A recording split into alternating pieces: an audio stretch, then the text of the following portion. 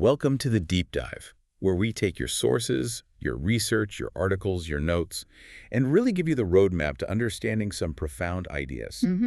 And today, we are stepping, well, pretty far away from the technological noise, from the chaos of the external world. We really are. Instead, we're plunging right into the very heart of the Eastern Orthodox mystical tradition, using some incredibly powerful guidance from the collection of texts known as the Philokalia. You know, this is a really unique deep dive because we're exploring what the Church Fathers called the science of the heart. The science of the heart. Yeah. It's a roadmap to spiritual integration.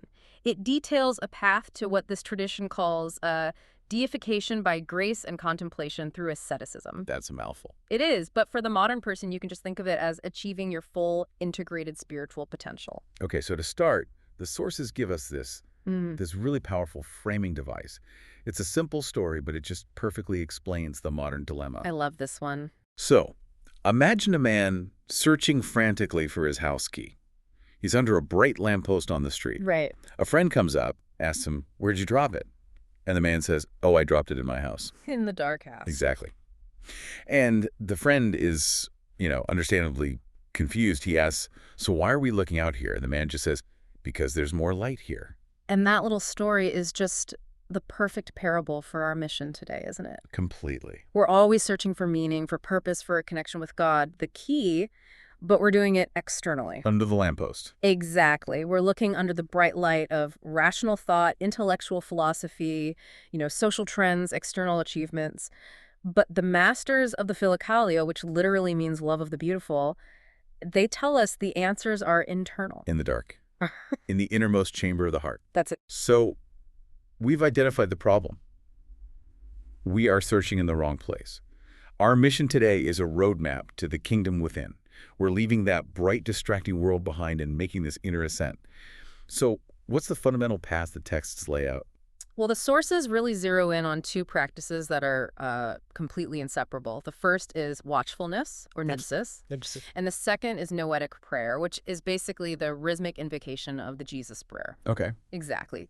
St. Isaac the Syrian, who is one of the foundational voices here, he gives the basic direction. He says, "Make peace with yourself, and heaven and earth will make peace with you."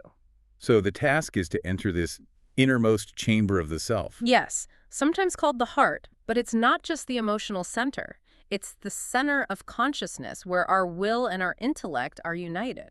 And that's where we're supposed to find this buried talent of grace. Precisely. But wait, if the key is inside, how do the masters tell us we're supposed to find the door? What's the practical approach? What's fascinating here is that the sources give us a dual path to unearth this treasure.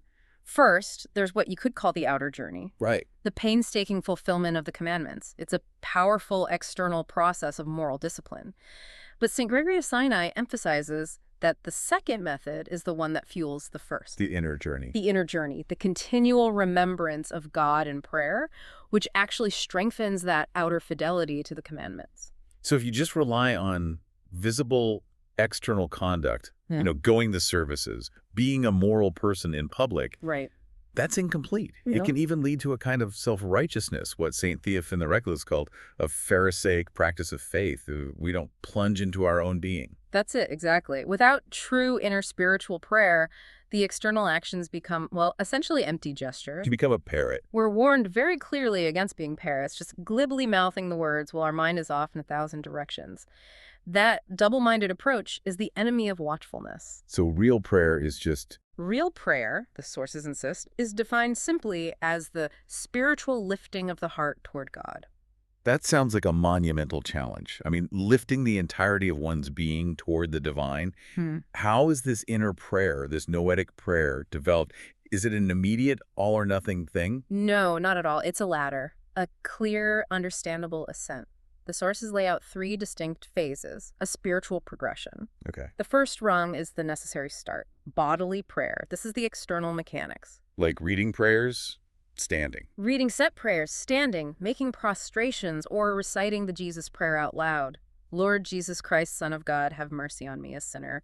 This is the quantitative effort. You do it even if the heart feels absolutely nothing. I see. It's about establishing the habit, providing the wood for the fire, so to speak. That's a great way to put it. Then, if you are diligent, the intention shifts. The prayer moves from the lips into the mind. And this is the second degree, prayer with attention. This is where the term noetic prayer really comes in, because it engages the notice. And we should clarify what the nous is, right? Because that's crucial. It is. It's often translated simply as mind or intellect, but in this tradition, the nous is the spiritual intellect. It's the eye of the soul. The part of you that discerns spiritual truth. Yes, and seeks union with God. So in this second stage, the prayer engages that spiritual eye. But you're saying this is also where the spiritual warfare truly begins. It is, because now that the nous is focused, it has to be disciplined against this constant flow of distracting thoughts. The phenomenon of instant replay. Exactly. The mind brings up past conflicts, anxieties about the future, unhelpful, passionate thoughts. You have to capture those thoughts the instant they pop up. That sounds exhausting. You're asking someone to maintain mental vigilance while also performing a repetitive prayer. It can be. But if a person persists through that difficult middle stage, then you get to the transformative third phase, the prayer of feeling, or prayer of the heart. The prayer literally descends from the mind into the heart, and the heart itself is warmed. This leads to a profound state of continuous contrition. So at this point, you're not just doing prayer anymore. Your prayer. The quantitative effort gives way to the qualitative gift. This is where the spiritual realm opens up, and God, as St. Theophan said, taps us on the shoulder. That is the goal, that moment of contact. But you mentioned a paradox earlier. You get this result, this tapping, and you might think, great, I'm successful. Grace takes over now. But the sources warn against that vehemently. The crucial paradox, and it's repeated by the elders, is this. We will achieve nothing essential by our own efforts, yet God will not give us anything unless we work with all our strength. The work is ours. The result is God's. That's it. Let's stick with that work for a minute. You mentioned the analogy of starting a fire by rubbing two sticks together. Right. You have to provide the friction, the quantity, for the spark of quality to appear. Or like a professional dancer. Exactly. Or a musician. They don't just wake up one morning with effortless grace. They spend countless hours doing the routine, repeating the scales, forcing their bodies to comply even when they're bored or uninspired. It's mechanical. It is. They do the technical mechanical work over and over again until one day the routine moves from effort to art. It becomes effortless, beautiful, transcendent, but that transcendence only comes because of the relentless, unglamorous effort that came before. And that's the effort we have to apply to prayer. It is. So if the effort is the rubbing and the repetition, what does this specific methodology look like to sustain this deep inner prayer in our, chaotic modern lives? It requires some pretty severe self-discipline and, crucially, mentorship. Okay. First, you have to adhere to a prayer rule, a canona. This is a set time for prayer, a mandatory minimum where you force yourself to pray even when you genuinely don't feel like it. The will has to be engaged even if the feelings aren't there. That's it. The will must be engaged. That sounds incredibly strict. Is there any mercy for a beginner who's struggling? Of course there's mercy, but the rule is designed to break that spiritual laziness or indolence that's just inherent in us. Now the second element. The second element is a spiritual guide. The sources insist on this.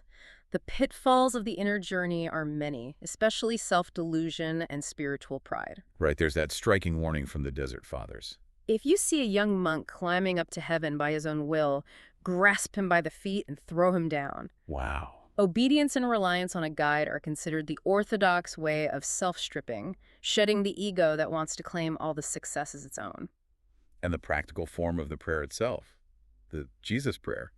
Why is it so important that it's short and repeated so often? Because that short, repeated form helps you focus beyond just rationalizing.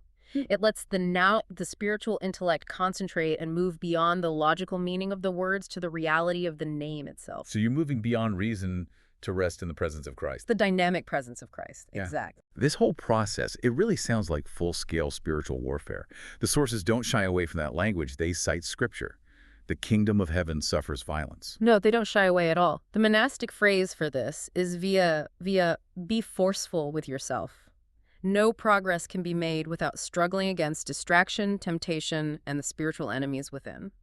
Which brings us directly to that first key practice you mentioned, watchfulness, or nepsis. Yes. So how do the sources define nepsis for someone who's never heard that term before? It's defined as wakefulness, fine and unceasing vigilance of the mind and heart. Watchfulness and noetic prayer are two sides of the same coin. The prayer is the weapon. The prayer provides the structure and the weapon. Watchfulness provides the intelligence. You can think of it as internal cognitive surveillance. It's the searchlight that illuminates the deepest layers of your subconscious. Rooting out negative thoughts and passions before they can even take hold. Before they take root, yes. And what are the things watchfulness is designed to capture? What are these mechanisms of spiritual sabotage? The sources identify three primary internal enemies. They call them the three giants. They are forgetfulness, ignorance, and indolence. Forgetfulness. Forgetfulness makes us forget our own internal uncleanness, the grace we've received, and the heavenly goal. Ignorance is the darkness that stops us from seeing spiritual reality. It's that modern conceit that thinks it knows everything from external data, but ignores the state of its own soul. And indolence is just spiritual laziness. Exactly. It paralyzes the will, keeps us from spurring ourselves on to keep Christ's commandments. Watchfulness neutralizes all three by maintaining constant awareness. So we have the internal battle plan.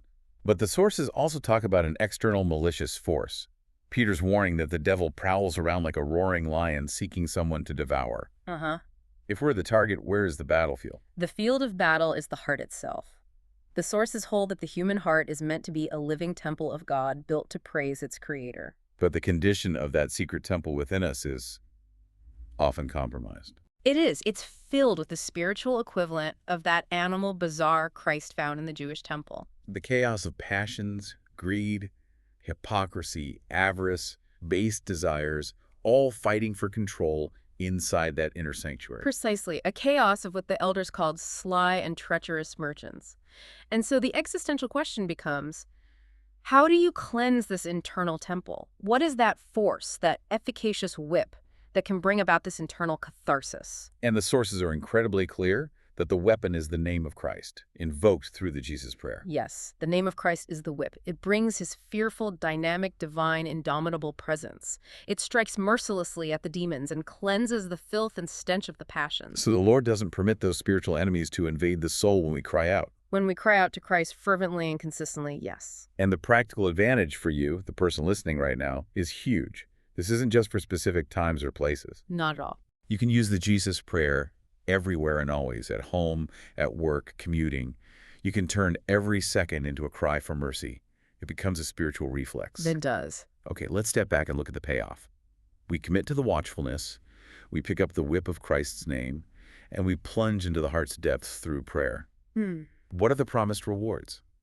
The elders link the fruits directly to the Beatitudes. Yes, the Christian who engages in this unceasing prayer begins to live the life of Christ, and Christ lives in him. But the initial principal fruit of prayer is often the opposite of what people expect. It's not immediate warmth and sweetness. No, it's profound fear of God and contrition. That sounds difficult. Why would fear and contrition be the first fruit? Because the greatest transformation is the painful realization of our own spiritual potential versus our sinful reality. The sources use the analogy of the blind man in the gospel. To open the soul's eyes, the medicine required is humility. We have to become contrite and humble like dirt and ashes, receive humiliation, the spittle from man and demons, and then bathe in the holy pool of tears, the pool of Siloam. So that painful self-knowledge is the foundation of real humility, of becoming poor in spirit. It is. I understand now. And that humility then leads to the second fruit, mourning. But this isn't everyday sadness. The texts call it the gladsome mourning. That's such a beautiful phrase. The bitter tears of contrition eventually turn into sweet ones. This is an indescribable joy of the soul, a state the elders called insatiable satisfaction. A paradox. It is. The more you eat and drink of Christ's presence, the more you seek him. The more full you are, the more desperately hungry you become. And that hunger and thirst for holiness is itself the reward. In moving to the core struggle, we get to the beatitude of the purity of heart. Blessed are the pure in heart, for they shall see God. This is really the entire struggle of watchfulness and prayer, just distilled down. The greatest internal impurity, according to the elders, is pride. Pride is what divides the mind from the heart. Exactly. So a pure heart means that division is healed. It also means the external senses are cleansed, and the soul attains dispassion. We have to be careful with that word, dispassion. In modern usage, it sounds like apathy. Right. And that's not what they mean at all. Dispassion or apathia isn't indifference. It's freedom from internal slavery. So you see worldly things, possessions, insults, temptations, as if not seeing them. Because your mind and feelings are absorbed by Christ. It's spiritual stability.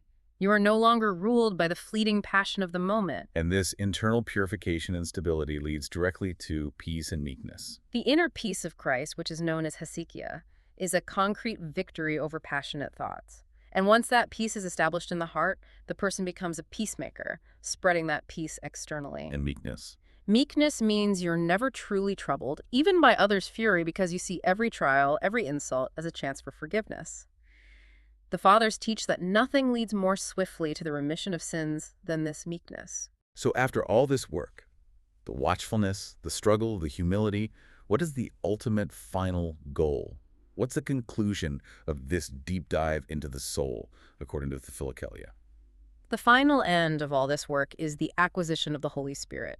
The sources call this the most exciting event, where the pure heart becomes the temple, the resting place, for the deepest, most personal connection with the divine source. The integration and union that the tradition calls deification. Deification by grace, yes. So what does all this mean for you, the person listening right now, dealing with the persistent noise and chaos of our technological age?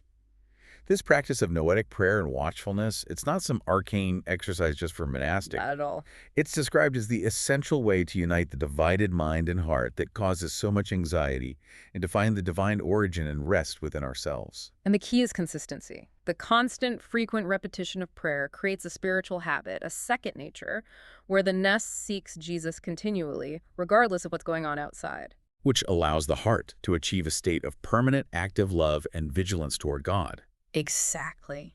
And we want to leave you with a final provocative thought, something for you to muse on that connects all this intense inner work with external worship. The elder, after he laid out all the Beatitudes and the fruits of the Spirit, was asked what he considered the most beautiful, sweetest, most desired of all of them. And he didn't choose peace or purity. No, he chose the hunger and thirst for the holy altar for Holy Communion. The implication is that the unceasing prayer of the heart, that continuous inner cry for mercy, is the ultimate preparation for the physical, sacramental union with Christ. So the question for you is? The question for you to take away is, how can this constant inner vigilance, this practice of the Jesus prayer, how can that actually change, maybe deepen the experience of receiving the Eucharist, the ultimate act of thanksgiving in your own life? We hope this deep dive helps you continue your search for that treasure house within.